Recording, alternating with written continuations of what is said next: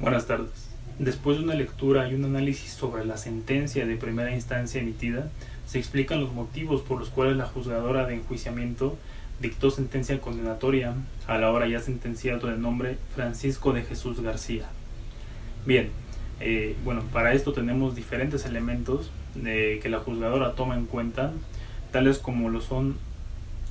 los elementos objetivos. En este caso es la conducta realizada de sostener la cópula con una persona. Esta conducta se hace del conocimiento del órgano jurisdiccional a través de la declaración, la misma declaración de la propia víctima, tanto al momento de ella misma rendirle y relatar los hechos sucedidos, como a preguntas específicas que la Fiscalía le va haciendo, estableciendo en la sentencia que, siendo visible de tal narración, que la víctima ubica al activo como la persona que le impuso la cópula, y refiriendo que el día 11 de julio del año 2019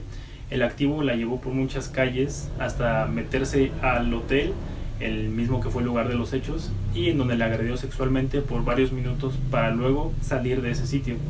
En cuanto a esto, la juzgadora señala que no existe duda primordialmente en cuanto a las circunstancias de tiempo, y mucho menos en cuanto a las circunstancias del lugar y modo de ejecución de la conducta. Pues refiere que se actualizó el verbo típico del delito y que también se refirió a la gente como Francisco de Jesús García, quien el día de los hechos logró copular al pasivo por vía vaginal. Este testimonio de la propia víctima se advincula con el testimonio de su amiga de nombre Mariana Lara Martínez, quien narra la parte que ella vivió respecto de los hechos, así como con la prueba pericial en medicina legal a cargo del perito oficial Julio César Ocampo Sánchez, también con la prueba pericial en materia de química a cargo del perito oficial Efraín Miranda González, de la cual en esta en específico se concluye que en la muestra vaginal sí se determinó la presencia de semen, y en la muestra de exudado anal, también así como en la pantaleta, se determinó la presencia de líquido seminal. Estos indicios que corroboran el dicho de la propia víctima, lo cual lleva a concederles a estas pruebas eficacia jurídica preponderante para acreditar que en efecto la víctima fue objeto de cópula. También se abunda a estas pruebas la experticia en materia de psicología a cargo de la perito oficial Carla Durán Alcántara, quien menciona como puntos importantes que la víctima emocionalmente manifiesta temor, preocupación y se muestra nostálgica al referir el evento que había vivido. Y también, derivado de esto último y a modo de conclusión, la víctima sí presentaba indicadores de haber sido víctima de violencia sexual. También, continuando con las pruebas, se tomó en consideración la prueba pericial, igualmente en psicología, a cargo de la perito oficial Nancy Ruth Virgen Vieira, de lo cual la juzgadora concluyó que de igual forma se le da eficacia jurídica para acreditar que en efecto la víctima fue objeto de cópula, esto por los síntomas de depresión y trastorno de estrés postraumático que la víctima presentó. Posteriormente, la misma juzgadora refiere que se determina que la cópula entre el activo y el pasivo se desarrolló sin la voluntad de la ofendida, y esto también por medio de violencia moral, mismo que se constata en la declaración de la propia víctima, en la cual menciona que el sujeto la amenazó de irse en contra de ella y de su familia, así como de su amiga y de la hija de su amiga. Le dijo que si no lo hacía le iban a pasar muchas cosas malas. También refiere que al momento de bajarse del auto, él la agarró del brazo y le jaló el cabello, y posteriormente igual manifiesta que la aventó a la cama, le bajó el pantalón y la comenzó a desvestir. Todo esto anterior motivó a la juzgadora a determinar que la agraviada no dio su consentimiento o su anuencia para sostener la cópula con el sujeto, sino que ésta fue obligada a tener relaciones sexuales por el actor, mismo que la amenazó con causarle un mal grave si no accedía a tener relaciones con él, introduciéndole de esta forma su miembro viril, y también notándose que la ofendida no opuso resistencia para evitar ser herida o muerta por el activo, por este caso el sujeto activo, dando pauta hacia el ultraje sexual. También, seguido de lo anterior, la juzgadora toma en cuenta que de igual forma el elemento normativo, que en este caso será la cópula, tal como lo refiere el artículo 273 del Código Penal del Estado de México en su último párrafo. La acreditación de este elemento recae de igual forma por lo manifestado en el testimonio de la propia víctima al referir los hechos. Así entonces se acredita que el realizador le impuso la cópula a la agraviada por vía vaginal, esto acompañado por la dictaminación médica sobre el estado psicofísico del apasivo, donde se observó que sí presenta huellas de coito reciente. También dentro de esta sentencia se hace referencia hacia la responsabilidad penal del sujeto activo, que en este caso el señor Francisco de Jesús García, de lo cual quedó acreditado que el hoy sentenciado es la persona que ejecutó materialmente el hecho delictuoso de violación, lo cual, a consideración de la propia juzgadora, se demostró al tenor de las manifestaciones de la propia víctima en su declaración, donde reconoce al acusado como la persona que le impuso la cópula, pues dijo en audiencias a preguntas de la representación social que se realizó una diligencia en la cual había 5 hombres, todos con un número, mismos hombres a los cuales pusieron de frente, de perfil, con los números intercambiados, y también ellos intercambiados en el lugar, dentro de los cuales la víctima señala al señor Francisco, de la cual refiere que sí lo recuerda, y afirmando que fue la persona que le agredió sexualmente,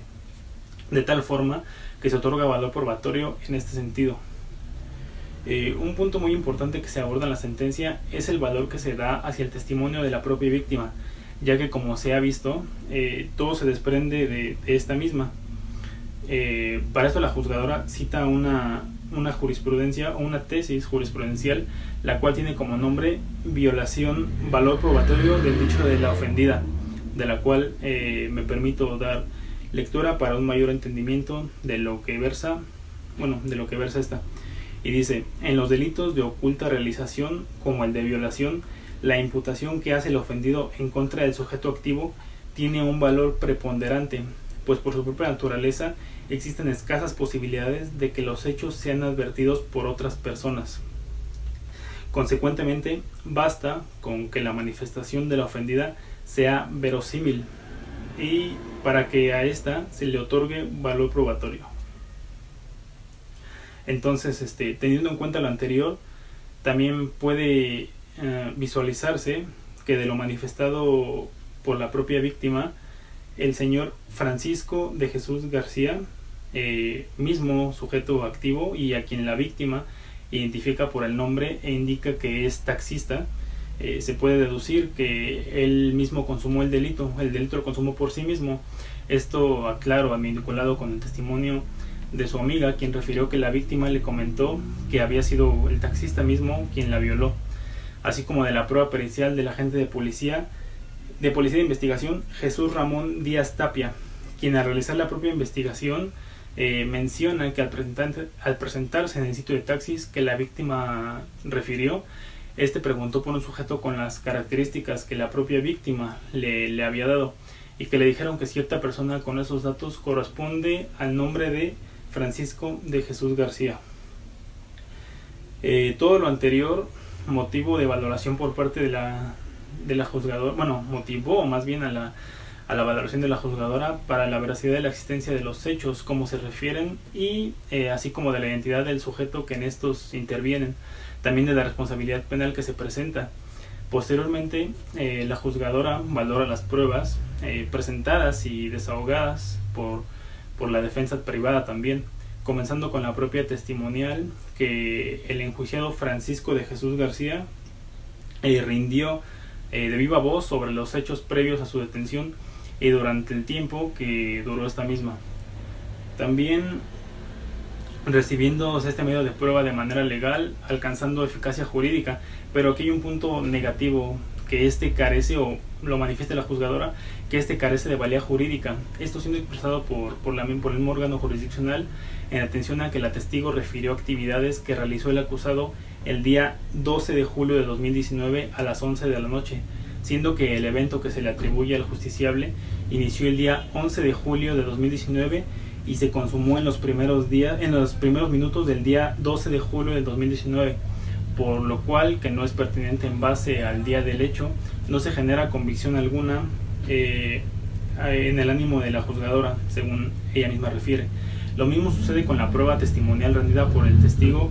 José Vicente Abundis Méndez, el cual se refiere por la juzgadora que tampoco es pertinente en relación al día del acontecimiento atribuido al justiciable, ya que se insiste que no le constan las actividades que desplegó el acusado en la noche del día 11 de julio de 2019 y los primeros minutos del día 12 de julio de 2019, fecha que hace referencia a la víctima en que sucedieron los hechos. Otra prueba que se valoró para la emisión de esta sentencia fue la prueba pericial en materia de criminalística y mecánica de hechos, a cargo del perito Armando Argüelles Consuelo, la cual, de igual forma a las dos anteriores mencionadas, se alude por parte de la juzgadora que la temporalidad en la cual versa la aplicación de su experticia, por así decirlo, no es acorde al evento que se le atribuye al acusado, y también debido a esto no cumplen con las formalidades procesales para concederle la eficacia jurídica. También, aunado a esto, al estar incorporado en dicha prueba material obtenido de medios electrónicos, estos son fácilmente susceptibles de manipulación y también de alteración, lo cual se refiere en la sentencia que para constatar la veracidad de su origen y contenido en su recolección es necesaria la existencia de los registros condignos que a guisa de cadena de custodia satisfagan el principio de mismidad que ésta persigue, o sea, que el contenido que obra en la fuente digital sea mismo que el que se aporta en el proceso,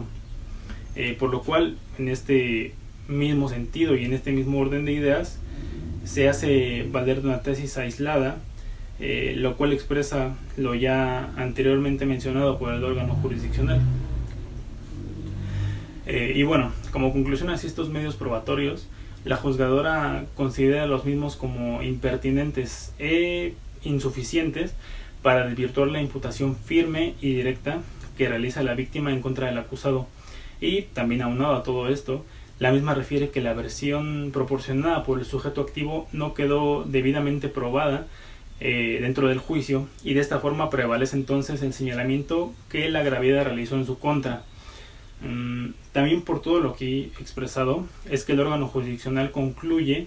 que el activo adecuó su conducta al delito doloso, ya que se obra con el pleno conocimiento de los elementos del tipo penal, que la misma conducta es antijurídica al no estar actuando bajo una causa de justificación, y que el señor Francisco de Jesús García tuvo la capacidad para comprender el hecho y el carácter antijurídico de su conducta, y que a raíz de todo esto, de acuerdo con el análisis realizado, la juzgadora considera que al haberse acreditado la existencia del hecho delictuoso,